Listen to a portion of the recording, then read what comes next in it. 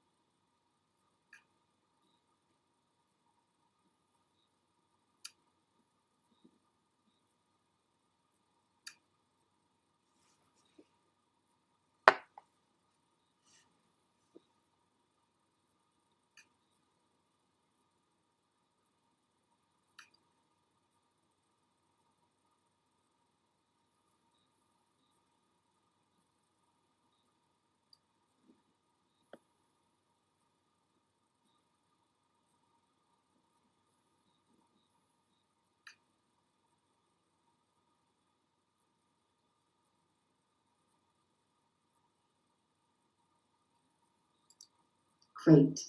I'd like to welcome Karen right now to share her process and tell us all about these photographs. Welcome, Karen. Hi, everyone. First, I just want to say thank you to the Pasadena Photography Arts and Ellen for just creating this space for these conversations and presentations and for including me in it. I'm very honored to be here. We're very happy to have you. Thank you. So what we are looking at here, my work kind of it chronicles my life over time. So it's almost like a journaling of what's happening around me. So this was made when I was in college and took my first photography class. And they had us make a photogram just to show us how whatever's blocking the paper stays white. And so I chose the objects that were in my realm, which was my makeup bag, and chose shapes that I thought would be, had interesting silhouettes, and to see how they would come out in this process. So this was more of like just learning and experimenting. And this one is where I started to realize I could tell a story with this process. So it says killing time on there. And also this was like a clear Swatch watch and a clear plastic gun. So I was experimenting with how the light reflected through the objects, and plus how one object could kind of shoot something over to another object and create this interaction and tell a story. And how big were the first two photographs? These are 11 by 17. Right. That's very important. Yes. So now, boom, we jump to huge. This is 2 sheets of roll paper that are 10 feet across and 3.5 feet each high. And now I'm in London. I'm on my semester abroad. And I'm talking about how, and by the way, I want to mention something important is that I was a painting major and I took photography as an elective and then kind of ran with that. But I took my painterly style into this with like spontaneity and kind of flowing edges where I would let the chemistry kind of run like paint would run on a canvas. Here we are. This is the first one where I decided I needed to make a giant negative. So I took clear Mylar and painted the Absolute bottle on it, and also the text at the bottom are sticky letters on top of a clear Mylar that I laid across. And just finding objects with cool silhouettes, and also how a human and an object kind of interact. And also a little scoop on the ad campaign. And a big time. I mean, you know, at that, this was the highlight of when it was like Andy Warhol and everybody doing these Absolute ads. And, you know, being a young kind of cocky art student, I was like, I'm in that league, so I'm going to make my own ad. So there you go. Love Now it. we jump more of a fast forward into this Women's March. And it was very kind of, I had a lot of thoughts floating around it as to what were we marching for? And I realized everyone was coming maybe with their own agenda. Like, what did that mean to them, being a woman or supporting a woman's issue? So that's why it's what is my real issue. When in the 70s, I had gone to Central Park to the No Nukes rally, and everyone was there for one, you know, precise goal, one reason. And this was much more open. So I was exploring what would be in the minds of the women going there, and those are in the little signs at the bottom. So the figure in the middle is a real person, and the figures at the bottom are cut paper that I laid over the, and as you can see the outline, these are now I'm using 16 by 20 sheets of photo paper, kind of mosaicked together for the exposure. And all of these are done on the floor.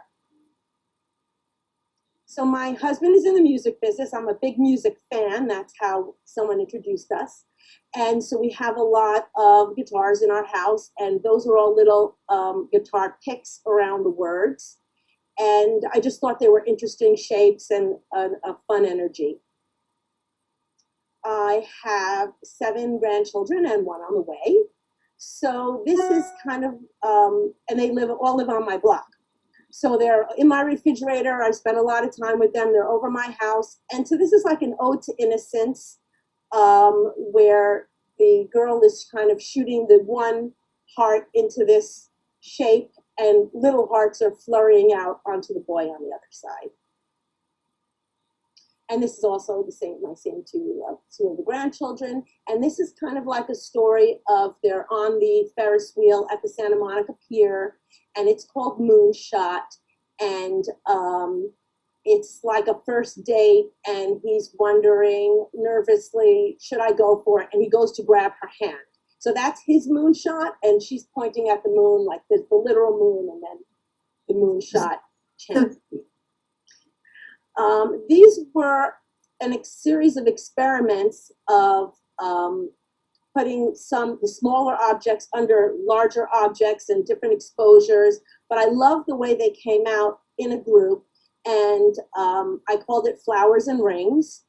And then I thought it's kind of sort of like a wedding type thing where you have your bouquet and you get your ring. So that's a more abstract series. I have 2 pet bunny rabbits. So if you look closely in each column, there is, and this is the first one where I didn't use humans, but I used animals. There's a bunny rabbit, and those are carrots and other greeneries that the bunnies eat. So this was also, I do some other work which is kind of modular because these photograms are very large and hard to transport. So this was kind of in pieces, but then put together. It's huge. So it incorporates the text horizontally and the visuals vertically. This is my son, and he's such a typical boy with all of his boy toys. And a way I make this is, so figure, I lay out the photo paper on the floor, and I stage the person. So I'm walking around with my socks, so I'm not ruining the photo paper, and positioning. So imagine he's laying like that for a while I'm moving every little Lego. And, there's a hockey stick on the right and like a snake on the bottom, and castle pieces, and, so. It's a lovely portrait of a particular time in his life. Exactly. Thank you. And this is a self-portrait. It is me. And I implanted a selfie stick within myself, and I painted that on top. So it's a mixed media. This one is Ode To, I'm still influenced by a lot of music. This is a song by a guy named Matisyahu, and I incorporated his lyrics in. And on the bottom is I am here for a reason. That's one of the lyrics. And then it's on the left, it's all my life I've been waiting for, I've been praying for the people to say that we don't want to fight no more, there'll be no more war, and our children will play. So this is kind of like a hopeful future of, the utopia when war ends and world peace. Yeah, yes, it can't come soon enough. Can't come soon enough. This is when my son turned bar mitzvah, and he became part of the teen minyan at the synagogue. So they have an adult leader who's like the figure on the right, and these like 10 boys, and I've numbered them, that make up the minyan on the left, and the Hebrew letters flowing out of the book. And so this was just another thing that I didn't grow up religious. So all of these things were like a totally new experience to me that I'm learning, as I go. This was when the movie Wonder Woman came out, and she was considered the woman of valor with physical strength, and I wanted to show that spiritual strength is also a woman of valor. And there's really three things so I didn't grow up religious, and I became religious before I got married. And there are three things a woman is supposed to do, and one of them is light the candles on for the Sabbath. So to me, that's what this one represents. And there were two other things that are really important that you shared with me. Oh, the two other things is baking bread for the Sabbath, making the challah bread, and the other is something called keeping the laws of family purity. And the bottom here says Ashes Chayil, which is a song that is sung on Friday night, which means woman of valor. This is another new idea that I got introduced to when I became religious, is the way I was dressing and the way I dress now. And that I was seeing on social media a lot of the influencers dressing in a way I didn't want my daughter to emulate. So I was putting a message out there that maybe that's something other people should be thinking about also, is to kind of reassess how you dress. That it makes a statement of your own, how you feel about yourself. That the way it was presented to me is that if you had something so precious like a diamond, you would wrap it in a satin bag, in a velvet box, you'd keep it in a safe. So something so precious should be wrapped in something glorious. I like that.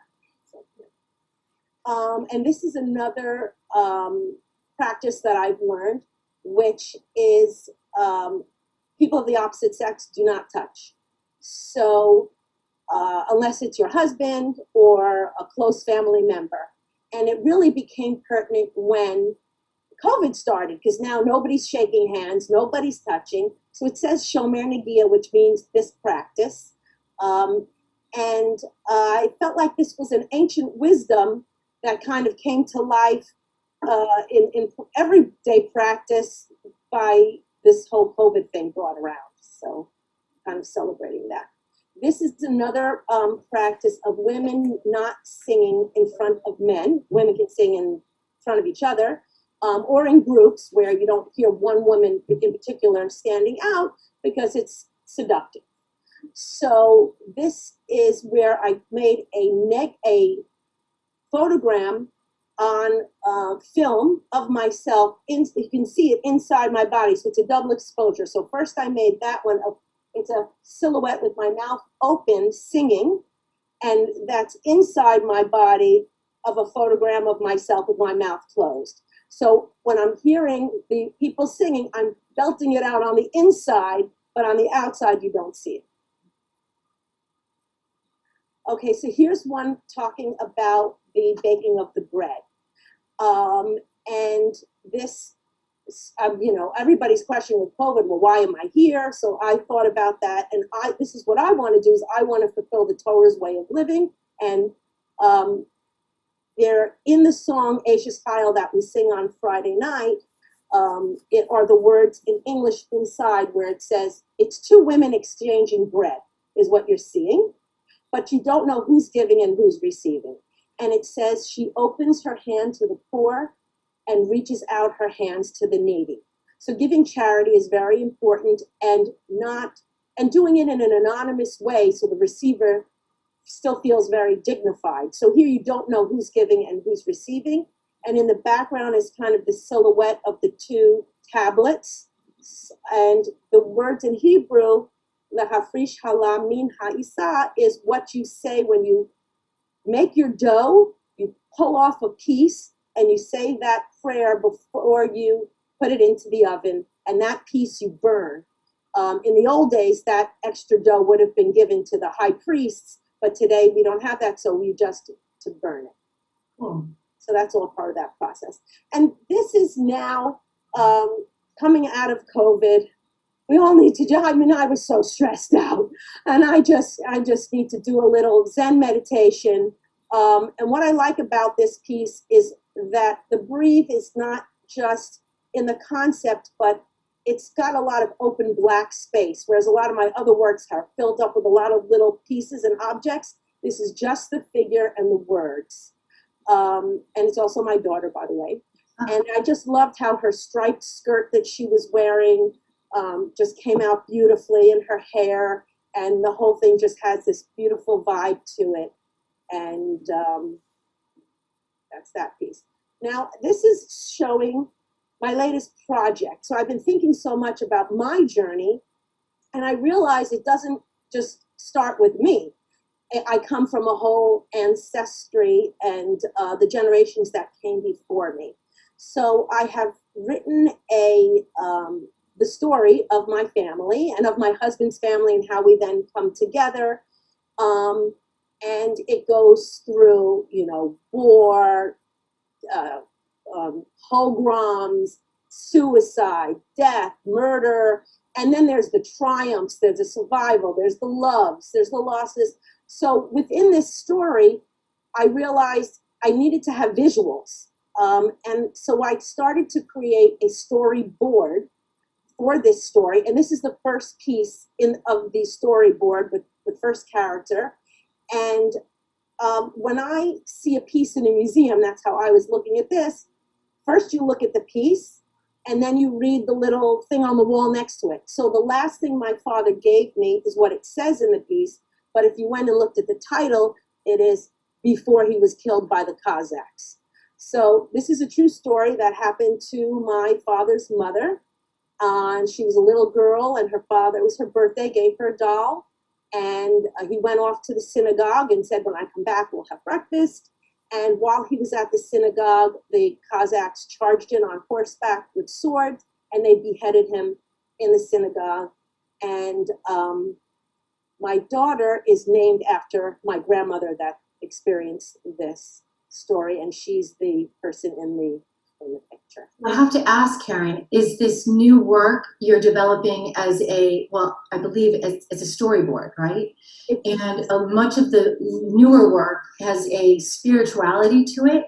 Have you thought about putting it all together with the stories of your journey and spirituality through Judaism with the artwork, putting it together and telling that story? Yes, exactly. So what I've realized in doing my research is that generations ago, my grandparents were religious. It got lost over time. and then coming to America. And now it kind of come full circle into my story and my journey. So it ties in with the whole generational story. And I'm very excited about this project. And I'm hoping to sell these storyboards to raise money to make this film or miniseries. And that's what I'm up to these days. That is fantastic. Thank you so much. Everybody enjoyed your presentation, and the work is amazing. Super happy you're here. Thank you. And if there are questions, we will. Oh, your print.